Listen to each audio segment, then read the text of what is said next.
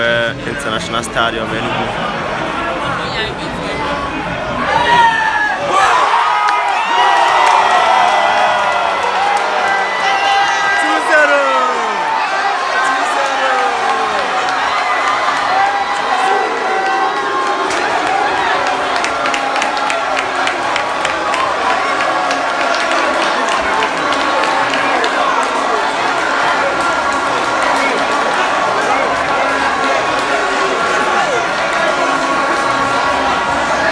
Rangers just scored now 2-0. Rangers 2, Lobi Stars 0. So it's a very interesting one here at Nnamdi Azikiwe Stadium. We are happy. We are rejoicing. This will be a wonderful birthday gift to His Excellency Barrister Peter Nnamdi Simba.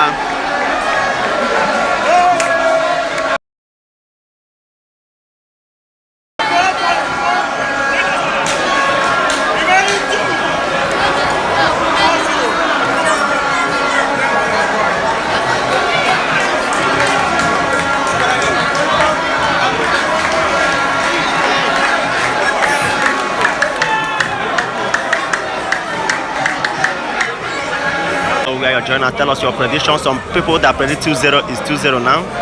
2 goals to Rangers, 0 to Lobi Stars.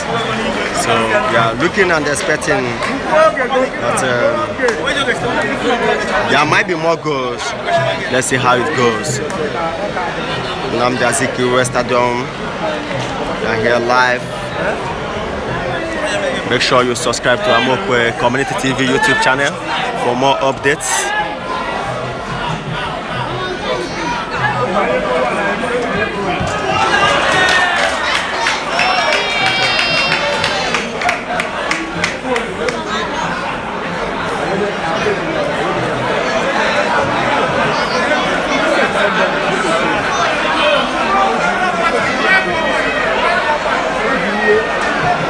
Kubike Madu 3-1.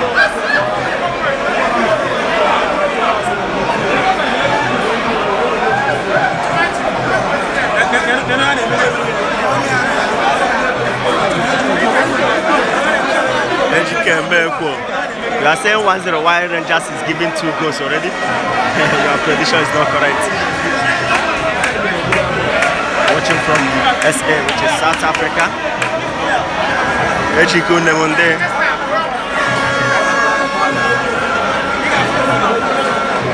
Share the video, let others join this live broadcast. Share the video, let others join the live broadcast.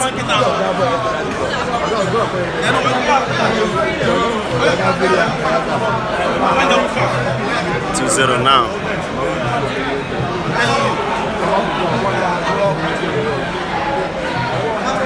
Rangers is still in possession. It's a very good one.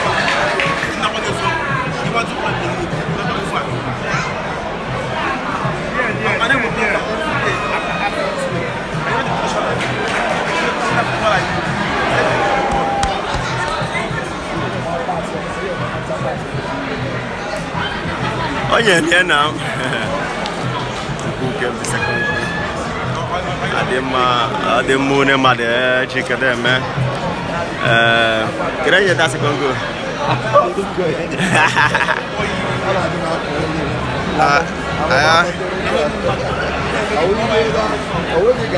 I am a bit quiet.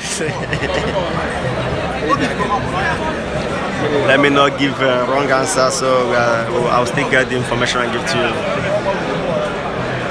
The magic unemo, the kunumen, the KSA. Yana Bambo Kaine with them here name and buy now. Here Shaga.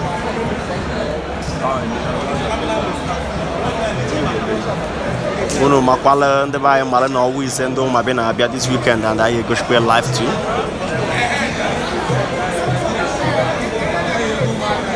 Share this video, let it go viral, let others join. Hey! That's a wonderful one there. Okay, Godwin Obaje. Yeah, the second goal was scored by Godwin Obaje. That's a nice one. Okay, Madu Foro cancelling. That's first one is Godwin Obaje penalty. Madu Foro cancelling scored the second goal. Okay, that's very good. Thank you. I've gotten the information.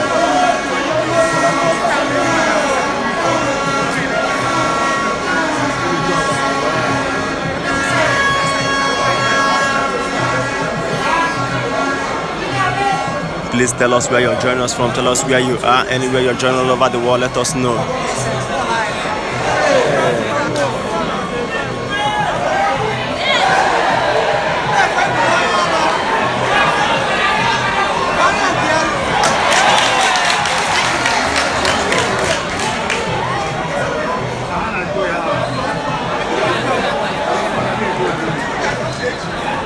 Please tell us where you're joining us from. Tell us where you are.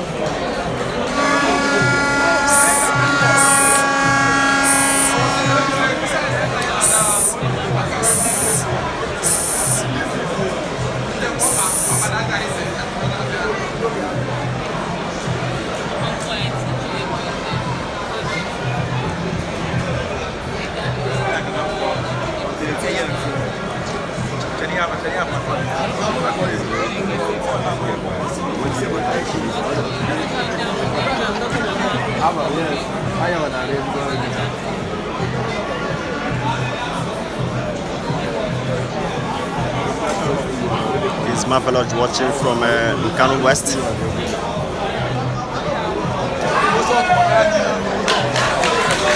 very good one. Up Rangers, yes.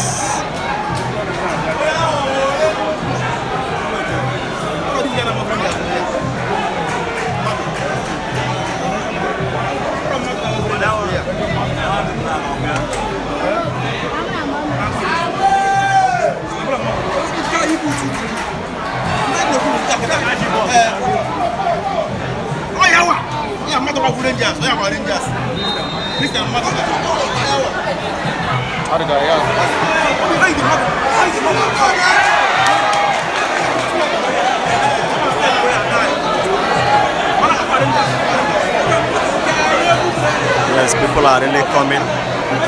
This side that I'm sitting is filled to the bridge. You know, sun is disturbing all that's there. That's why they are rejecting the other side of the field. But this side is filled to the brim. If you look around, the attendance is very, very large. I see a big turnout.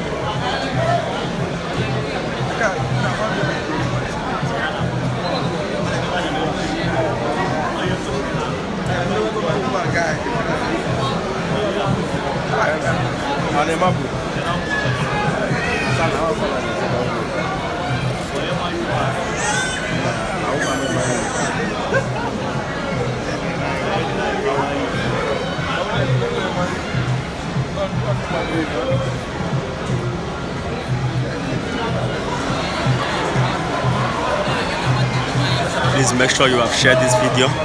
Tell us where you are joining us from. Tell us where you are. Tell us the score. Your predictions is highly important.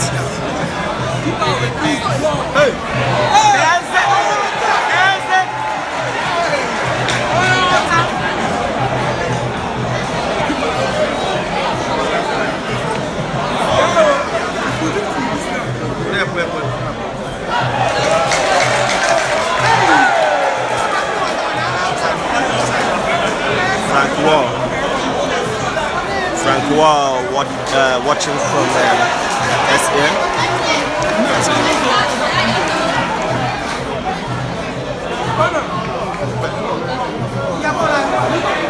Please make sure you go to our YouTube to support what we are doing. Subscribe to Amoko Community TV YouTube. Search Amoko Community TV and subscribe to our YouTube. Yes, Rangers stand a very big chance of winning this league. If they win this match today, the match is not yet over.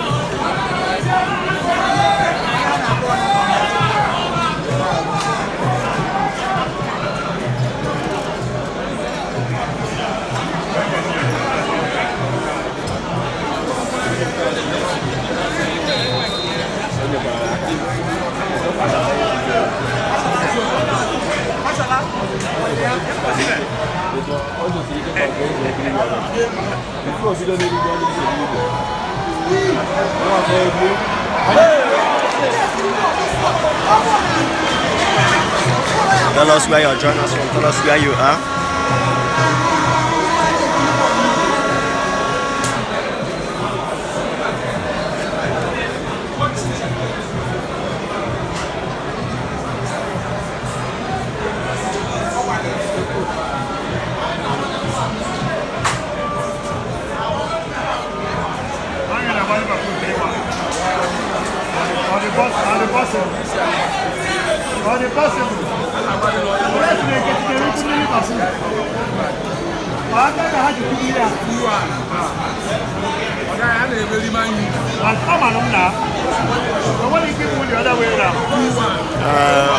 It will be about 30 minutes left.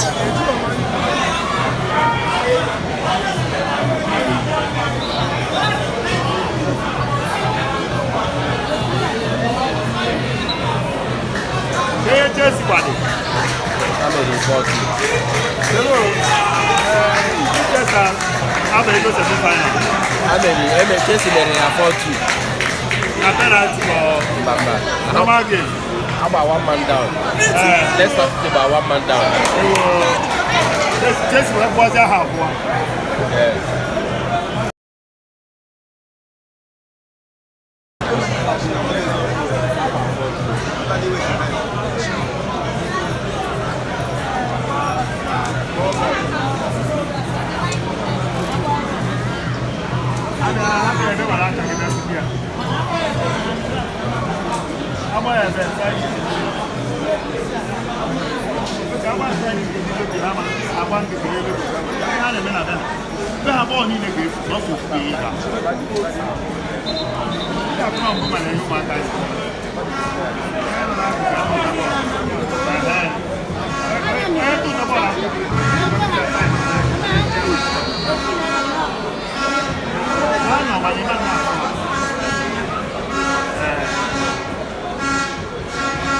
And Aloysius Flip of Rangers watching from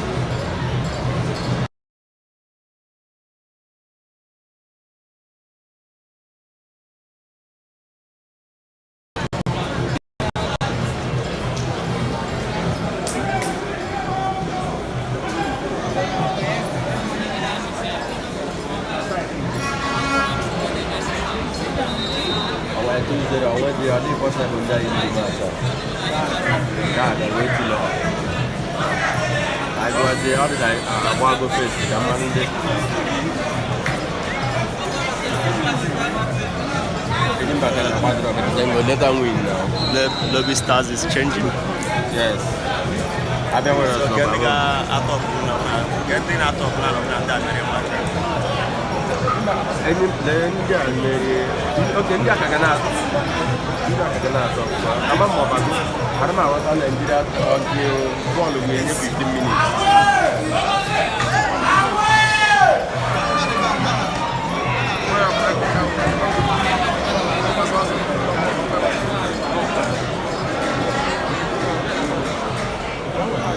So yeah, our first guy, but got now. I got this shot now.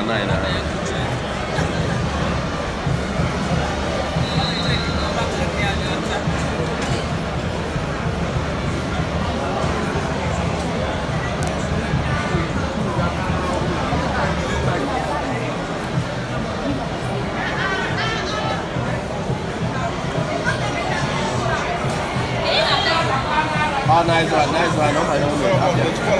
How much advantage?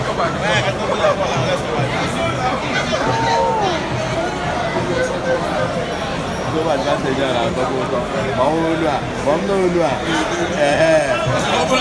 Yes. I don't know.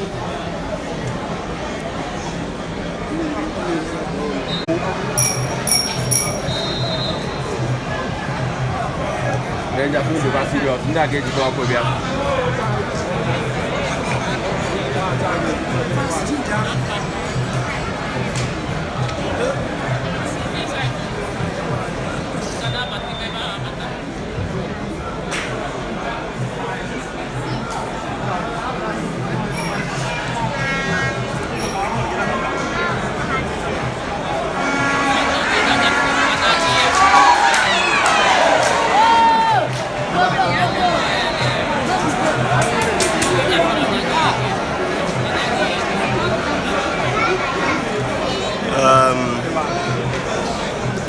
Lobi Stars has scored 1, so it's Rangers 2, Lobi Stars 1. That's the new update here.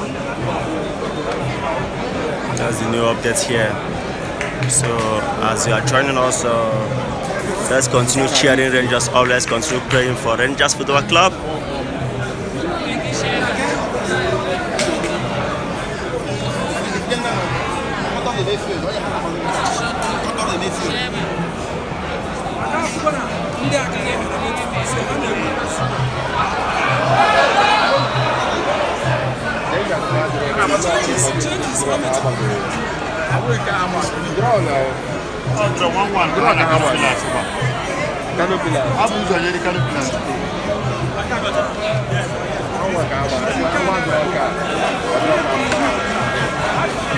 Ball hard pace. You second goal. Relax, yeah. I think we can 60 minutes.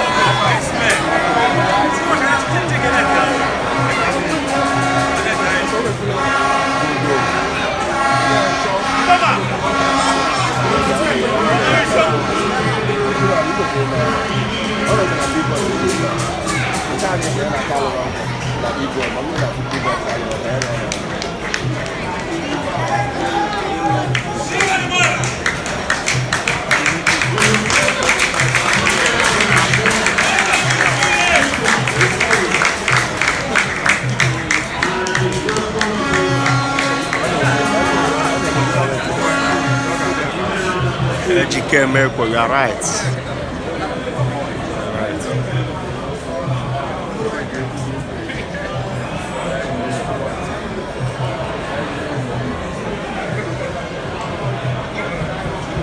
Hey.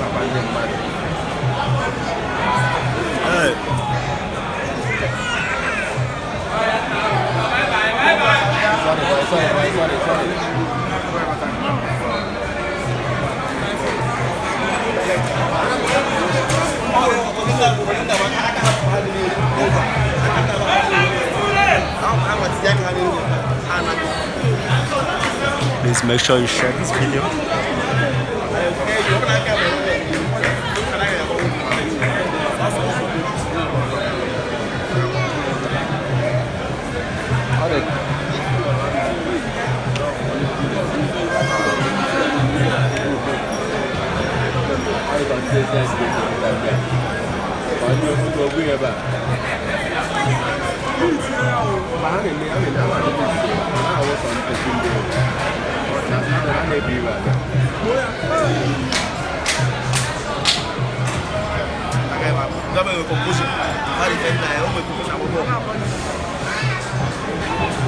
Are you?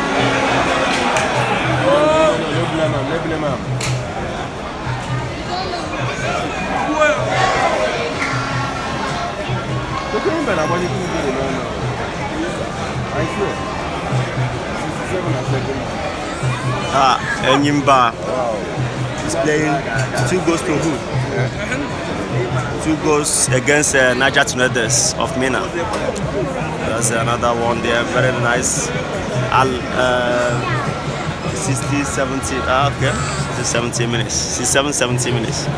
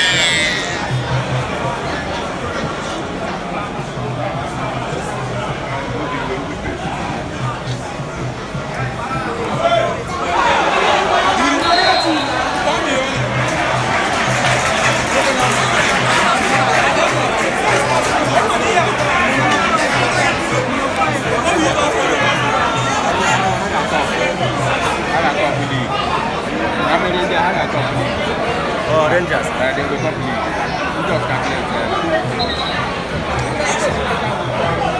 Indian now. All Lobi now. Indian now. Only 1 point now. Unless now. Just check your matches. Okay. It's here.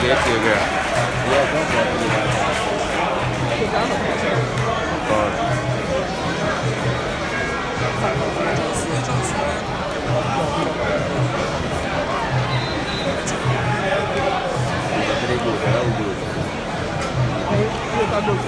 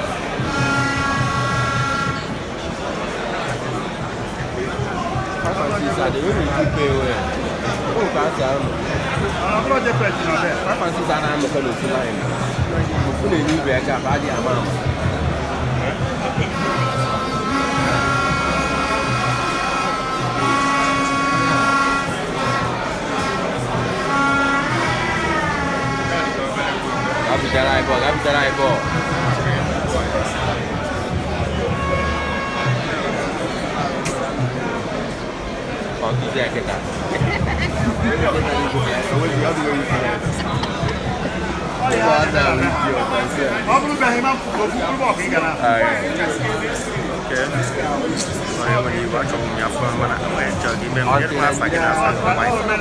So I got you to start. I'm going to start with my wife.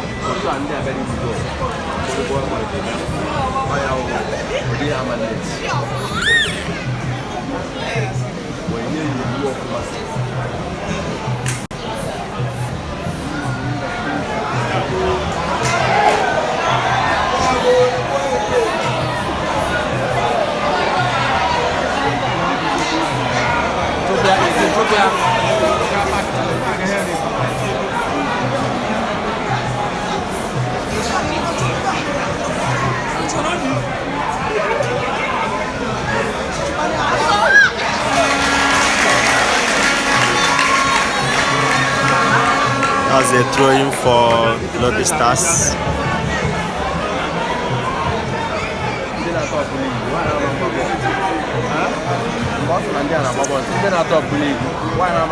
Long throw.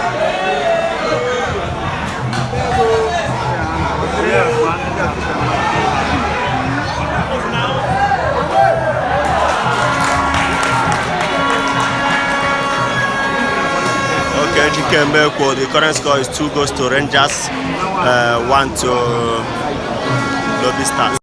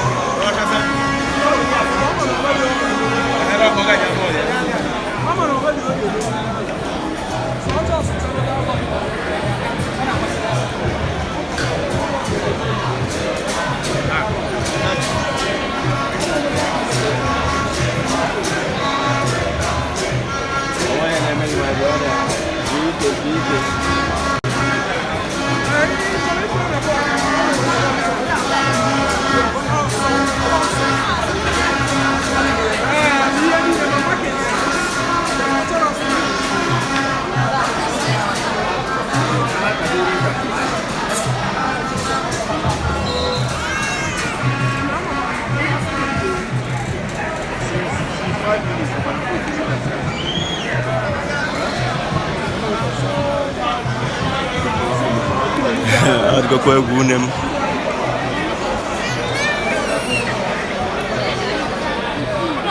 Captain Bad.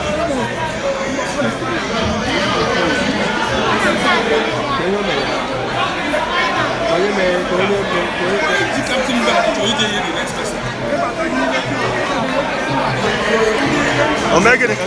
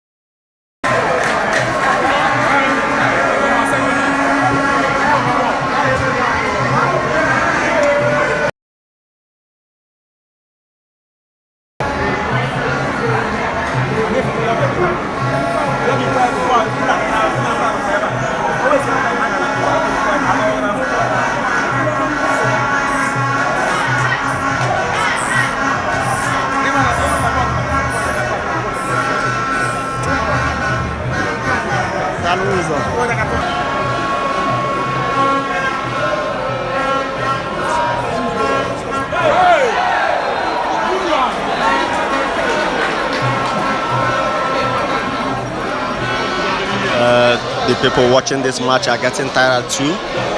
Nobody's commenting again. Maybe they have all left me here because as we are moving to 83 minutes gone.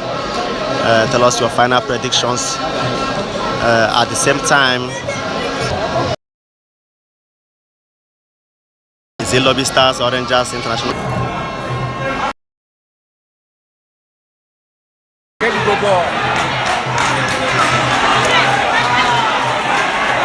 If you are still watching this match, say hi and also tell us your last predictions. We are coming to the end of the match very soon, so tell us your last predictions. Tell us what you wish the two teams.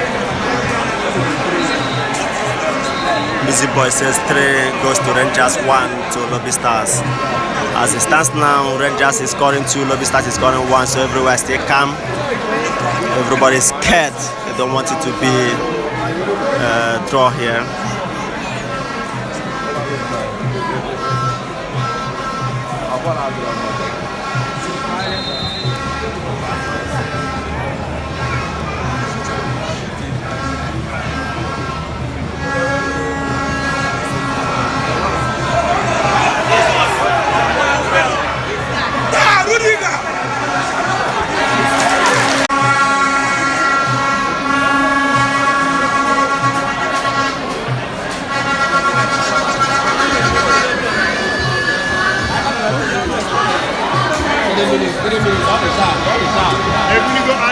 Minutes, go to 8 minutes. Everyone at that time. Everyone have a talk 3 minutes.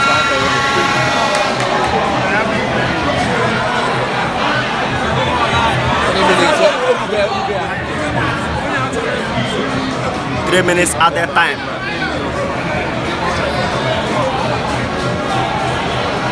We're not 3 minutes.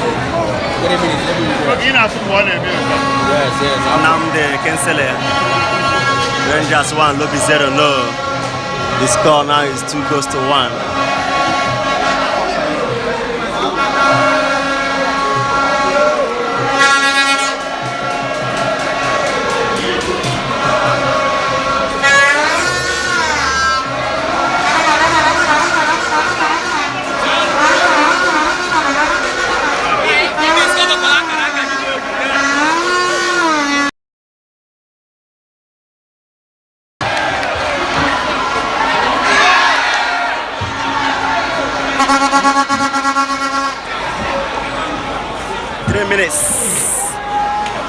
Three minutes.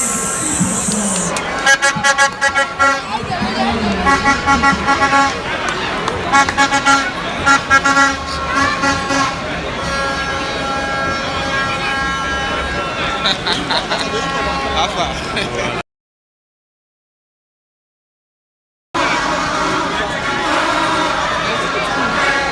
90 plus 1.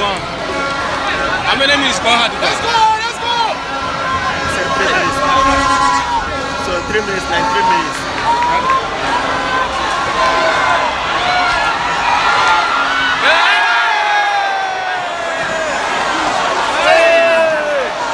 He missed this wonderful chance. Hey! Why end this match now?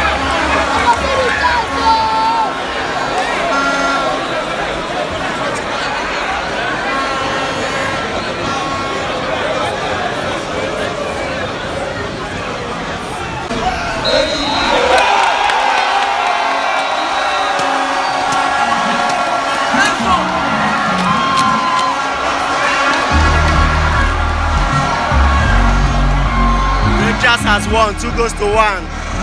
Rangers won against